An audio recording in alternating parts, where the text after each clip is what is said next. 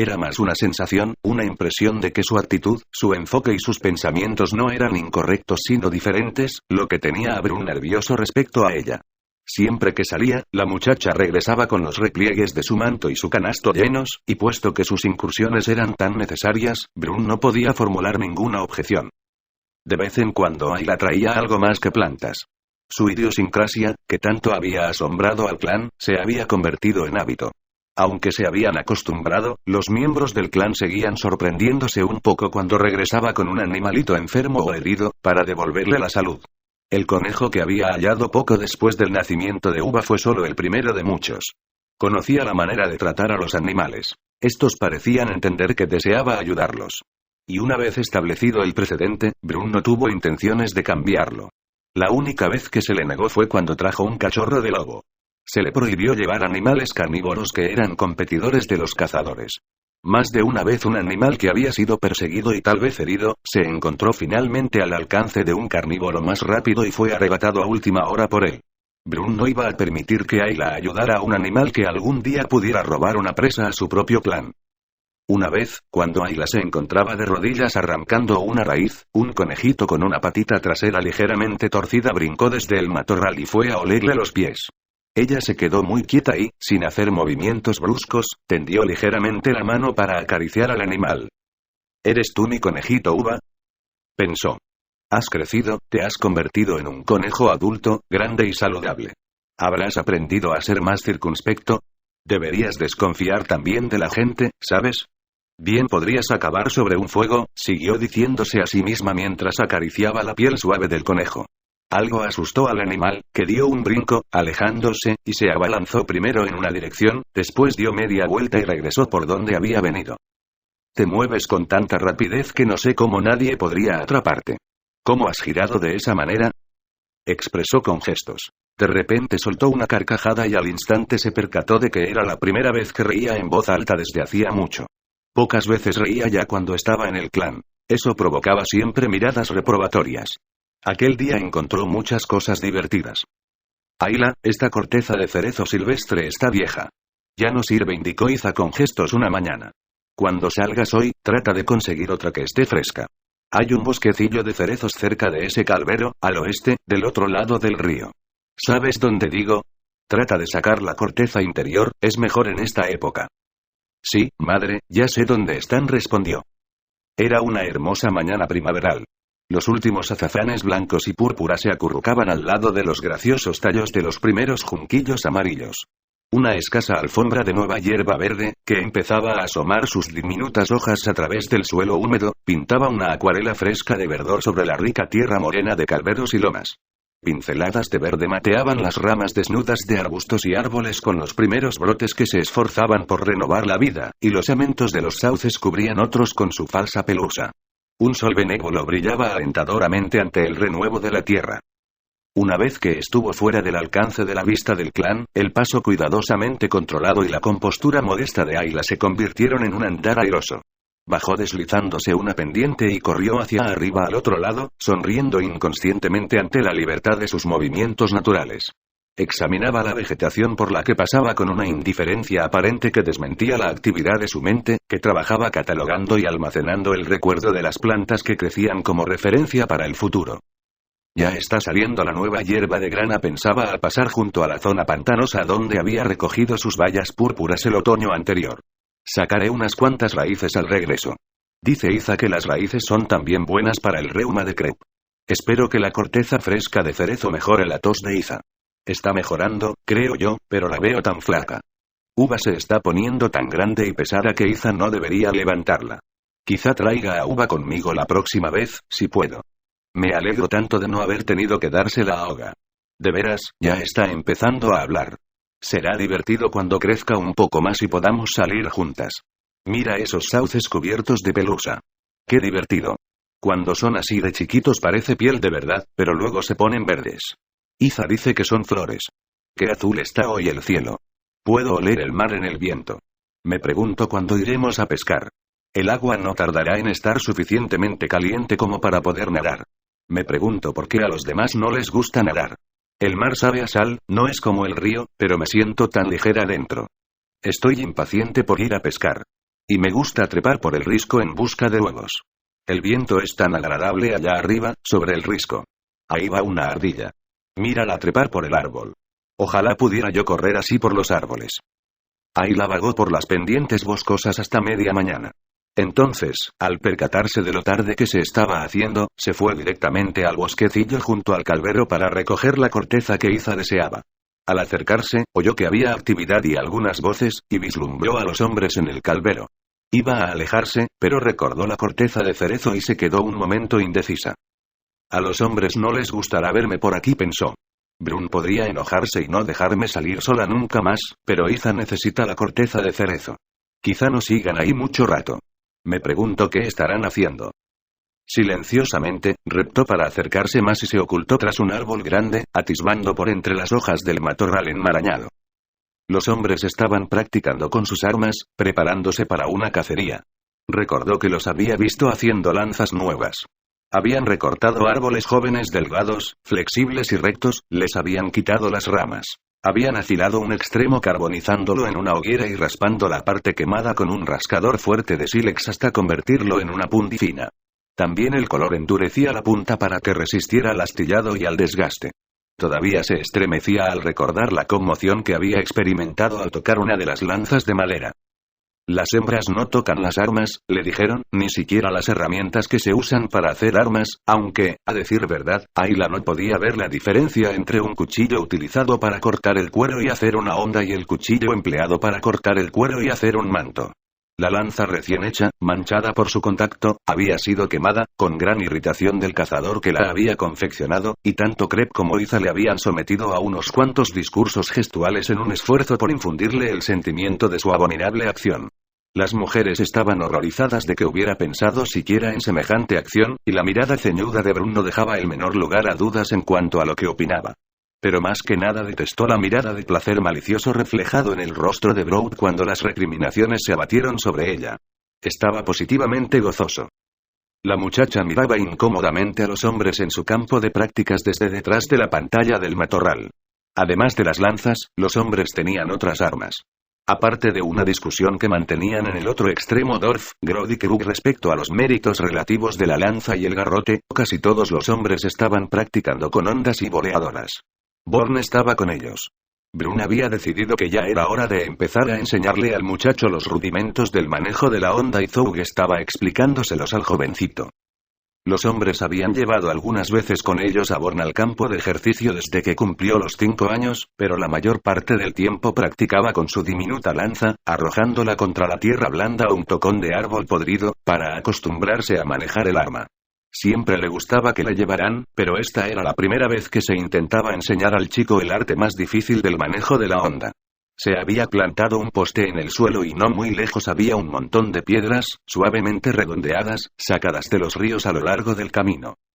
Zhou estaba mostrando a Born cómo sostener los dos extremos de la tira de cuero y cómo colocar un canto rodado en la ligera combadura que había en el medio de una honda ya muy gastada.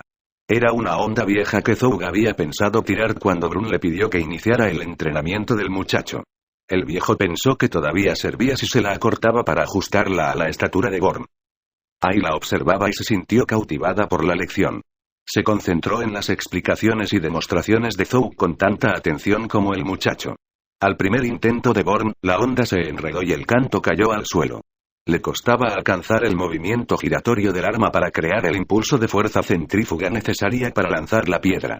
El canto rodado siguió cayéndose antes de poder adquirir suficiente velocidad para mantenerse en la copa de la tira de cuero.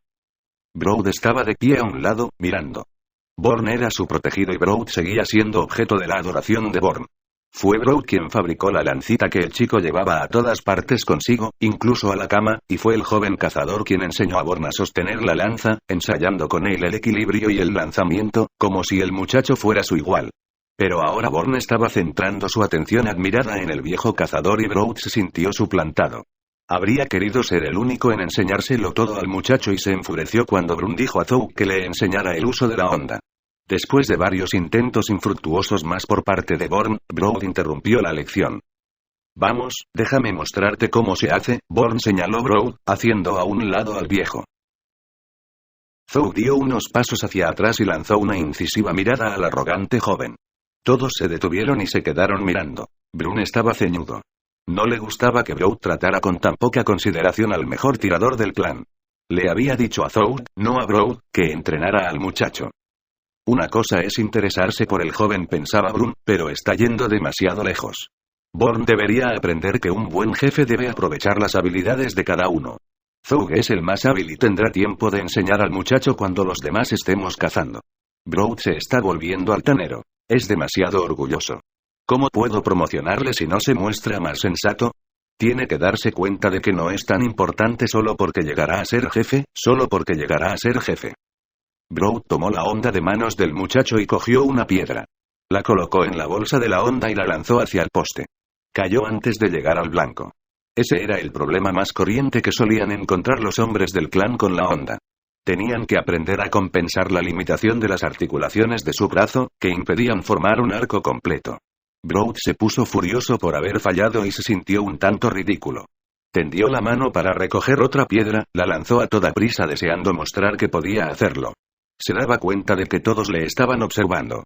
La honda era más corta de lo que él estaba acostumbrado, y la piedra se fue hacia la izquierda, sin llegar al poste. ¿Estás tratando de enseñarle a Born o quieres unas cuantas lecciones para ti, Brood? Sugirió Zoud con sorna. Puedo acercar el poste. Brood luchó por dominar su genio. No le gustaba ser objeto de la ironía de Zoud y estaba furioso por haber seguido fallando después de haberle dado tanta importancia a la cosa.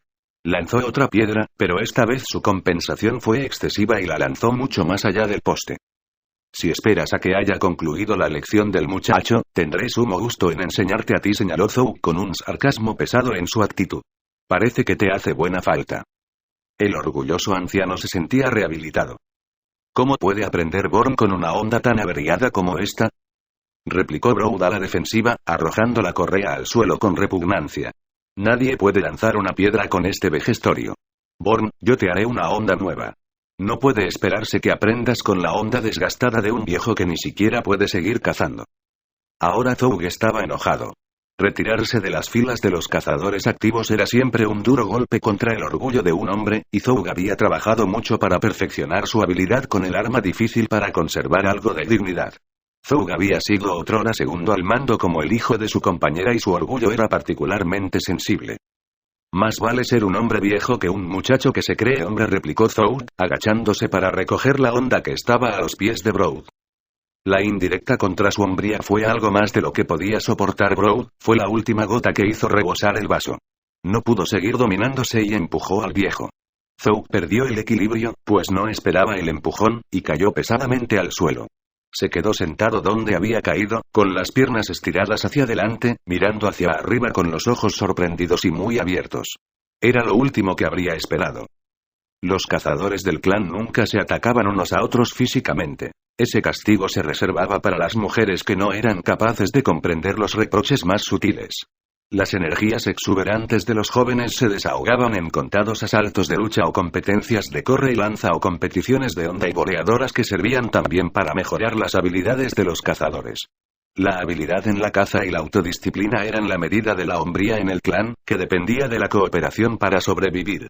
Brood quedó casi tan sorprendido como Zoug por su propio arrebato, y tan pronto como se percató de lo que había hecho, su rostro enrojeció de confusión. Brood. La palabra salió de la boca del jefe en un rugido dominado. Brood alzó la cabeza y se encogió. Nunca había visto tan enojado a Brun. El jefe se acercó a él, pisando fuerte a cada paso, con gestos tensos y controlándose mucho. Esa exhibición infantil de genio es imperdonable. Si no fueras el cazador de más bajo rango, te rebajaría a él. Para empezar, ¿quién te ha mandado entrometerte en la lección del muchacho? ¿A quién mandé entrenar a Born, a Zoug o a ti?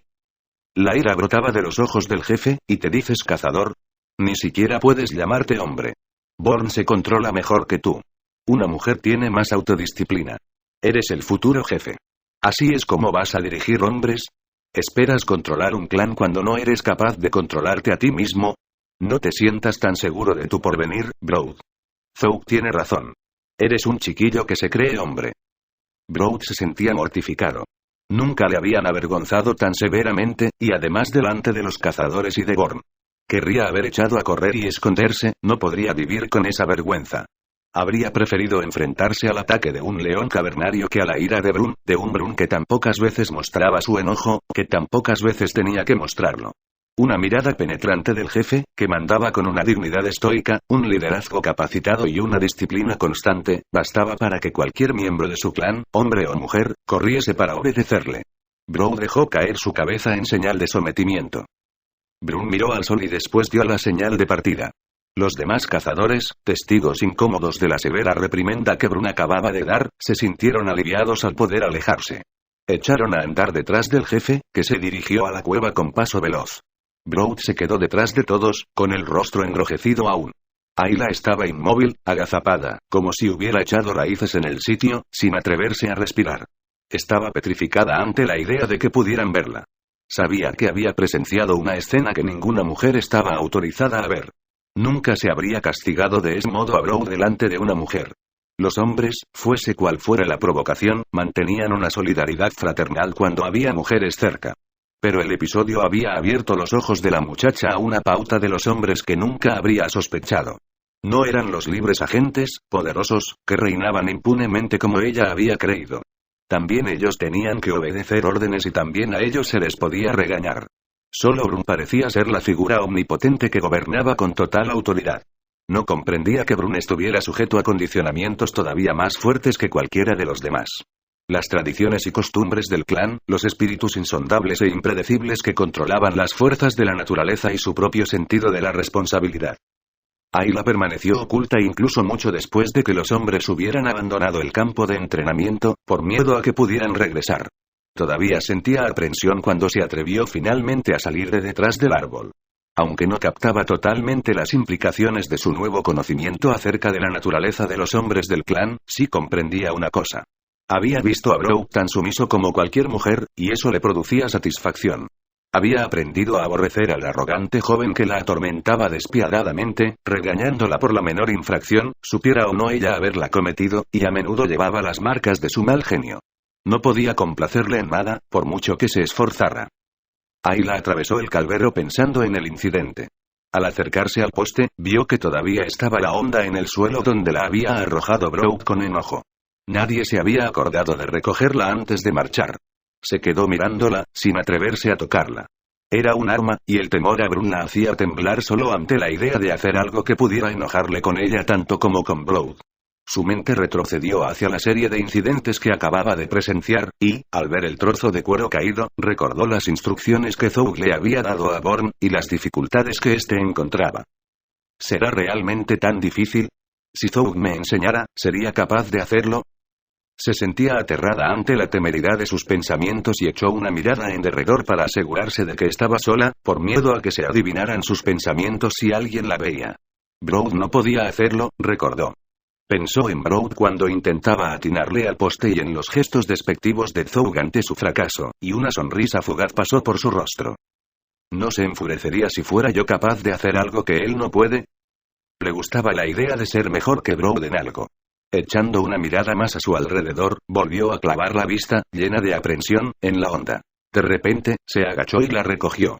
Sintió el cuero flexible de la vieja arma e inmediatamente pensó en el castigo que le acarrearía el que alguien la sorprendiera con una honda en la mano. Por poco la suelta, mirando rápidamente hacia otro lado del calvero en dirección al camino que habían tomado los hombres. Su mirada cayó sobre el montoncito de cantos rodados. Me pregunto si podría hacerlo. Oh, Brun se pondría tan furioso conmigo que no sé lo que haría. Y Craig diría que soy mala solo por tocar esta honda. ¿Qué puede tener de malo tocar un trozo de cuero? Solo porque se haya usado para lanzar piedras. ¿Me pegaría Brun? Brown sí. Estaría encantado de que lo hubiera tocado solo como excusa para pegarme. Y qué furioso se pondría si supiera lo que he visto. Todos estarían furiosos, pero, ¿podrían estarlo más si lo intentara? Lo malo es malo, ¿verdad? Me pregunto si podría darle al poste con una piedra. La muchacha estaba torturada por el deseo de probar la honda y la conciencia de que le estaba prohibido hacerlo. Estaba mal. Ya sabía que estaba mal. Pero quería probar. ¿Qué diferencia había en hacer una cosa mala más? Nadie lo sabrá, aquí no hay nadie más que yo. Lanzó una nueva mirada de culpabilidad en derredor y echó a andar hacia las piedras. Ayla recogió una y trató de recordar las instrucciones de Zoug. Cuidadosamente unió los dos extremos y los agarró con firmeza. El bucle de cuero colgaba blandamente. Se sintió torpe, insegura en cuanto a la manera de introducir la piedra en la bolsa desgastada. Varias veces se le cayó la piedra en cuanto empezaba a moverla. Se concentró, tratando de visualizar las demostraciones de Zhou. Volvió a intentarlo, casi consiguió lanzarla, pero la onda se dobló y la piedra cayó nuevamente al suelo. La vez siguiente trató de tomar algo de impulso y lanzó el canto rodado a unos cuantos pasos de distancia. Encantada, cogió otra piedra. Después de unos cuantos intentos fallidos, logró lanzar una segunda piedra. Los siguientes intentos fallaron también. Después, una piedra voló, lejos del blanco pero cerca del poste. Empezaba a cogerle el truco. Cuando el montón de piedras desapareció, volvió a recogerlas y lo hizo una tercera vez.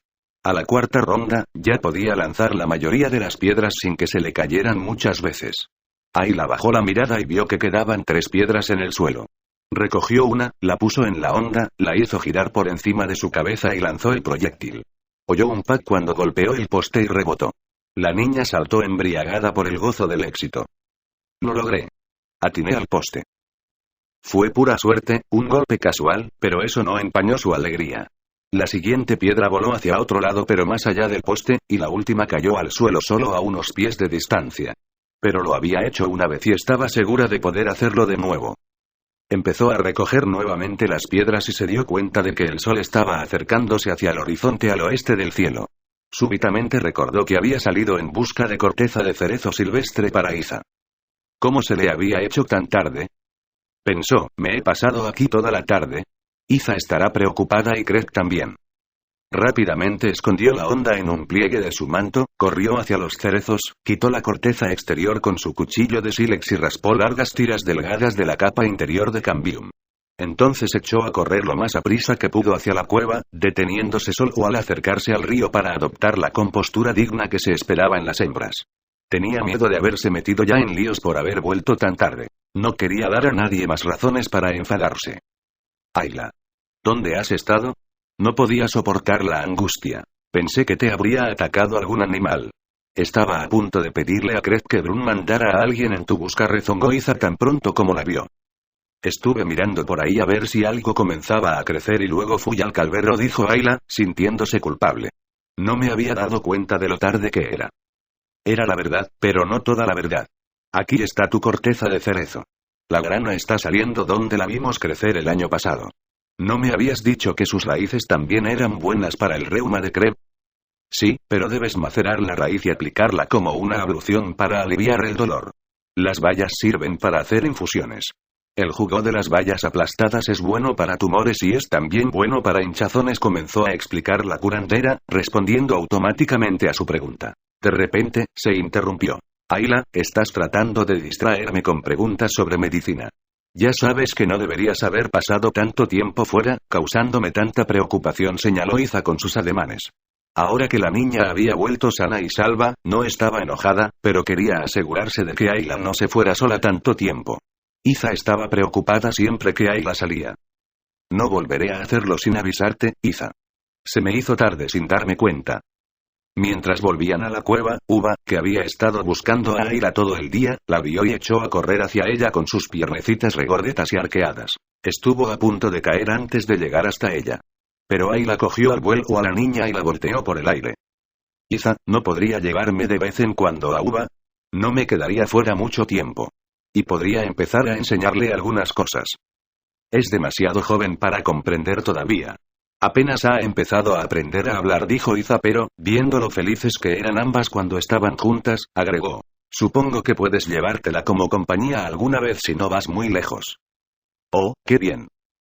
Dijo Ayla abrazando a Iza sin soltar a la niña. La volteó nuevamente por el aire y rió a carcajadas mientras Uva la contemplaba con ojos brillantes y llenos de adoración. ¿Verdad que será divertido, Uva? Dijo, después de dejar a la niña en el suelo. Madre va a dejar que vengas conmigo. ¿Qué le ha pasado a esta muchacha? Pensó Iza. Hacía tiempo que no la veía tan excitada. Tiene que haber espíritus extraños por el aire hoy. Primero vuelven temprano los hombres y en vez de sentarse a charlar como de costumbre, cada uno se va a su hogar y ni siquiera presta atención a las mujeres. Creo que no he visto a ninguno regañar a nadie. Incluso Brood ha sido casi amable conmigo. Y luego Ayla pasa fuera todo el día y regresa llena de energías y nos abraza a todos. No lo entiendo. Capítulo 10. ¿Sí? ¿Qué quieres? Gesticuló Zhou con impaciencia. Hacía un calor inusitado para ser principios de verano. Zhou tenía sed y se sentía incómodo, sudando bajo el calor del sol, trabajando con un rascador romo un extenso cuero de venado a medida que se iba secando. No estaba de humor para interrupciones, especialmente procedentes de la muchacha fea de cara plana que acababa de sentarse junto a él con la cabeza inclinada, esperando que le prestara atención. ¿No querría Zhou un poco de agua?, indicó Ayla alzando prudentemente la mirada al sentir un golpecito en su hombro. Esta muchacha estuvo en el manantial y vio al cazador trabajando bajo el ardiente sol. La muchacha pensó que el cazador tal vez tuviera sed. No era su intención interrumpir, expresó con la seriedad debida al dirigirse a un cazador. Presentó una taza de corteza de abedul y sostuvo la fresca y chorreante bolsa de agua hecha con el estómago de una cabra montés. Zhou gruñó asintiendo, disimulando su sorpresa ante la solícita actitud de la muchacha mientras le vertía agua fresca en la taza. No había podido llamar la atención de ninguna mujer para pedirle de beber y no quería dejar el trabajo en ese momento. El cuero estaba casi seco. Era importante seguir trabajándolo para que el producto acabado fuera tan flexible como él quería. Su mirada siguió a la muchacha mientras ésta dejaba la bolsa de agua allí cerca, a la sombra, y regresaba con una brazada de hierbas duras y raíces leñosas empapadas en agua, para ponerse a trenzar una canasta. Aunque Uka siempre se mostraba respetuosa y correspondía a sus solicitudes sin vacilar desde que se había mudado con el hijo de su compañera, ella no solía adelantarse a sus necesidades de la manera que lo había hecho su compañera antes de morir. Las atenciones de Uka estaban dirigidas principalmente a Groth, y Zhou echaba de menos los pequeños detalles de una compañera abnegada. De vez en cuando Zhou dirigía una mirada a la muchacha sentada junto a él. Estaba silenciosa, aplicada a su trabajo. Mogur la ha adiestrado bien, pensó. No se fijó en que ella le estaba observando con el rabillo del ojo mientras él estiraba, tendía y raspaba la piel húmeda. Aquella tarde, el viejo estaba sentado solo delante de la cueva, mirando a lo lejos. Los cazadores habían salido, Uka y otras dos mujeres les acompañaban. Zhou había comido junto al fuego de Gold con obra. El ver a la joven, adulta ya y apareada, cuando hacía tan poco tiempo que era solo una niña en brazos de Uka, hizo sentir a Zhou como el paso del tiempo le había privado de las fuerzas para cazar con los hombres.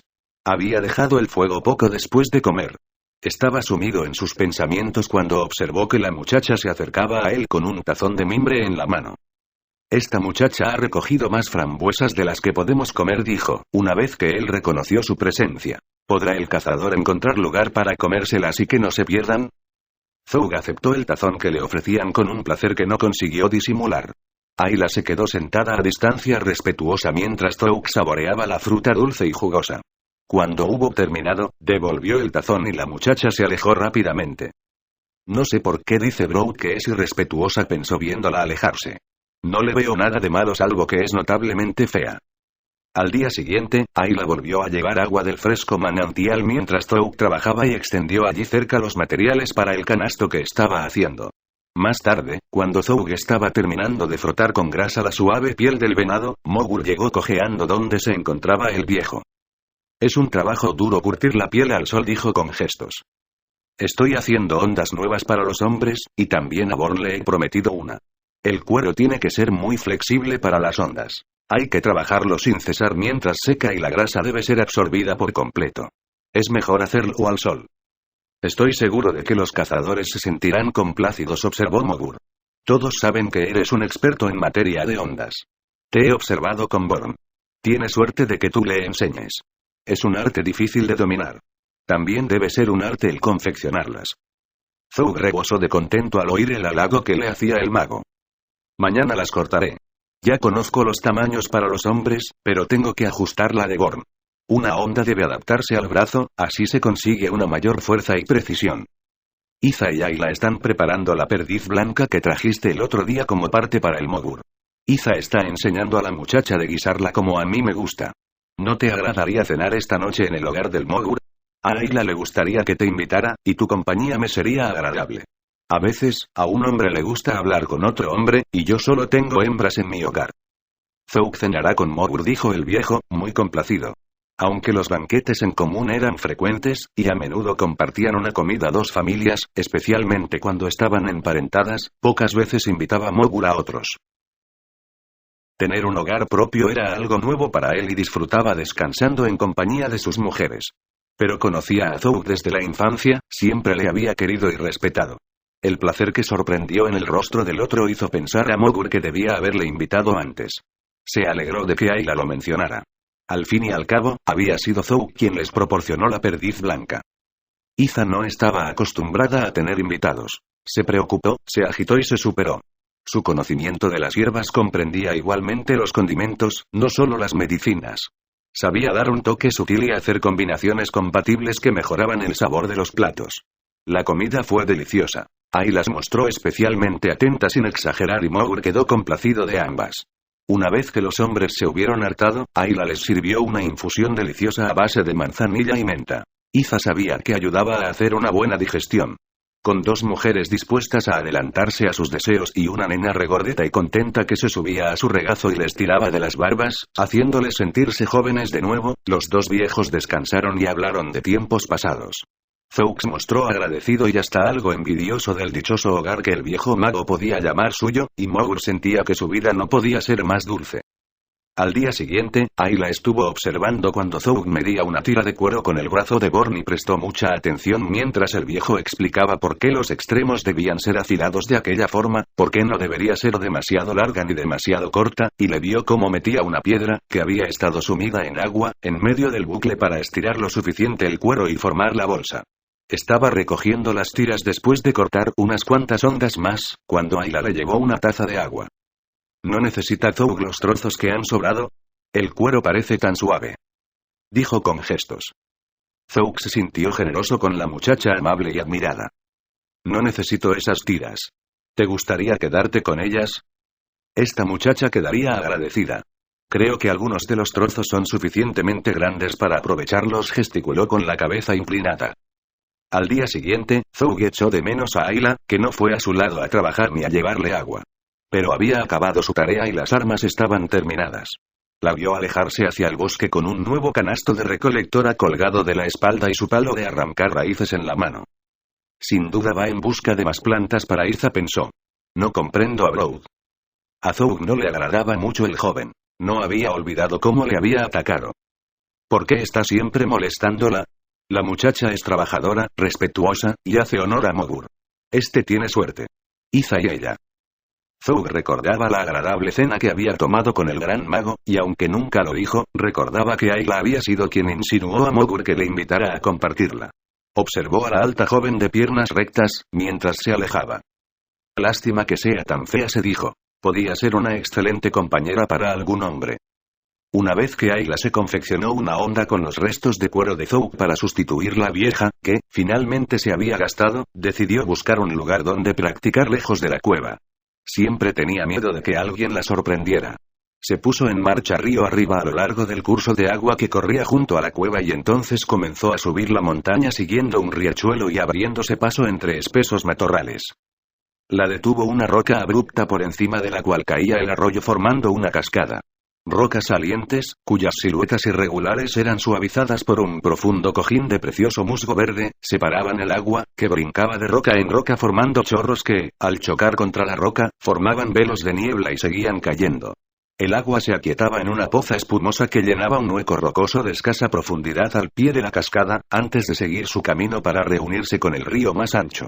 La muralla constituía una barrera paralela al río, pero cuando Ayla quiso seguir su camino por allí para volver a la cueva, se encontró con que el risco formaba un ángulo abrupto por donde se podía trepar. En la cima, el terreno se nivelaba y Ayla continuó siguiendo el curso superior de la corriente hasta llegar a su fuente. Líquenes húmedos de un gris verdoso cubrían los pinos y abetos que dominaban en lo alto. Veíanse ardillas correteando por los altos árboles y a través del musgo jaspeado que tapizaba por igual tierra, piedras y troncos caídos con un manto continuo matizado desde un amarillo claro hasta un verde profundo. Más adelante, la muchacha podía ver el sol que se filtraba entre los árboles de hojas perennes. Siguiendo el arroyo, los árboles fueron haciéndose cada vez más escasos, mezclados con algunos otros de hoja caduca y reducidos al tamaño de arbustos. Finalmente apareció un claro. La muchacha salió del bosque a un pequeño campo cuyo extremo terminaba en la roca de un color gris oscuro del monte, escasamente cubierta con plantas trepadoras a medida que iba ascendiendo. El arroyo, que serpenteaba a través de uno de los lados del prado, tenía su origen en un enorme manantial que brotaba del costado de la roca cerca de un frondoso avellano que crecía como si saliera de la roca. La sierra estaba minada de grietas subterráneas y saltos de agua que filtraban el hielo derretido del glaciar y que aparecían más abajo en forma de fuentes claras y efervescentes. Ayla cruzó la pradera montañosa y bebió agua fría, deteniéndose después para examinar los racimos dobles y triples de avellanas, verdes aún y encerradas en sus fundas verdes ribeteadas de púas. Arrancó un racimo, peló la funda y rompió la cáscara blanda con los dientes, dejando al descubierto una avellana blanca a medio crecer. Siempre le gustaban más las avellanas verdes que las maduras que caían al suelo. El sabor le abrió el apetito y comenzó a recoger algunos racimos y a meterlos en su canasto. Al tender la mano observó un espacio oscuro detrás del tupido follaje. Cautelosamente, apartó las ramas y observó una pequeña cueva oculta por el denso ramaje del avellano. Empujó las ramas, miró cuidadosamente el interior y entró, dejando que las ramas se cerraran tras ella. La luz del sol moteaba una pared con una combinación de luces y sombras iluminando tenuemente el interior. La cueva tendría 3,5 metros de profundidad y casi 2 metros de ancho. Si se ponía de puntillas, casi podía tocar con la mano la parte superior de la abertura. El techo se inclinaba suavemente hasta más o menos la mitad de la profundidad, acercándose más rápidamente al suelo de tierra seca hacia el fondo. Era justo un agujero en la pared montañosa, pero suficientemente amplio para que la muchacha pudiera encontrarse cómoda y moverse. Dentro vio un montoncito de nueces podridas y unos cuantos excrementos de ardilla junto a la entrada y comprendió que la cueva no había sido utilizada por ningún animal mayor. Ayla bailó en círculo, encantada con su hallazgo. La cueva parecía hecha justo a su medida. Salió de nuevo y miró a través del claro, después trepó un poco por la roca desnuda y avanzó hasta una estrecha repisa que serpenteaba alrededor del promontorio. Muy lejos, entre dos colinas, se divisaba el agua espumosa del mar interior. Más abajo pudo divisar una figura diminuta cerca de la estrecha cinta plateada de un río. Se encontraba casi directamente encima de la cueva del clan. Bajando de nuevo, recorrió el perímetro del claro. Es perfecto, pensó. Puedo practicar en el campo, hay agua cerca para beber, y si llueve, puedo entrar en la cueva. También puedo esconder mi onda ahí. Entonces no tendré miedo de que la descubran Izaokrep. Incluso hay avellanas, y más adelante puedo traer algunas más para el invierno. Los hombres no suben casi nunca tan arriba para cazar. Esto va a ser exclusivamente mío. Corrió por el calvero hasta el arroyo y se puso a buscar cantos rodados para probar su onda nueva. Ayla subía para practicar en su retiro en cuanto podía. Encontró un camino más directo, aunque más empinado, para llegar a su pequeña pradera del monte, y a menudo sorprendía de gamuzas, ovejas o tímidos venados que allí pacían. Pero los animales que frecuentaban el alto pastizal pronto se acostumbraron a ella y solo se retiraban al extremo opuesto del prado cuando llegaba. Cuando atinar al poste con una piedra perdió su encanto, una vez que fue adquiriendo habilidad con la onda, se fijó en blancos más difíciles. Observó cuando Zhou daba explicaciones a Born y después aplicaba los consejos y las técnicas al practicar a solas. Para ella era como un juego divertido. Y para incrementar su interés, comparaba sus progresos con los de Born. La onda no era el arma predilecta de este, la consideraba como un instrumento de viejo. Le interesaba más la lanza, el arma de los cazadores primitivos, y se las había arreglado para cobrar algo de caza menor, animalillos lentos, como serpientes y puercoespines. No se aplicaba tanto como a Ayla y le resultaba más difícil. A ella le daba una sensación de orgullo y superación saber que era mejor que el muchacho, así como un ligero cambio de actitud. Un cambio del que Brooke se percató. Se suponía que las hembras debían ser dóciles, serviles, humildes y nada presumidas. El dominante joven consideraba como una afrenta personal que ella no sintiera un poco de miedo cuando él se le acercaba. Eso ponía en entredicho su masculinidad. La observaba, tratando de saber qué había en ella que resultara diferente, y era rápido para darle un manotazo solo por el placer de sorprender una mirada fugaz de temor en sus ojos o por verla encogerse. Ayla trataba de responder convenientemente, hacía todo lo que él ordenaba y lo más rápidamente posible. No sabía que en su andar había libertad, una desenvoltura derivada de sus correrías por campos y selvas, orgullo en su porte por estar aprendiendo una habilidad difícil y adquirirla mejor que nadie, y una confianza creciente en su semblante. No sabía por qué la atormentaba más que a nadie. El propio Brown no sabía por qué fastidiaba tanto a la muchacha.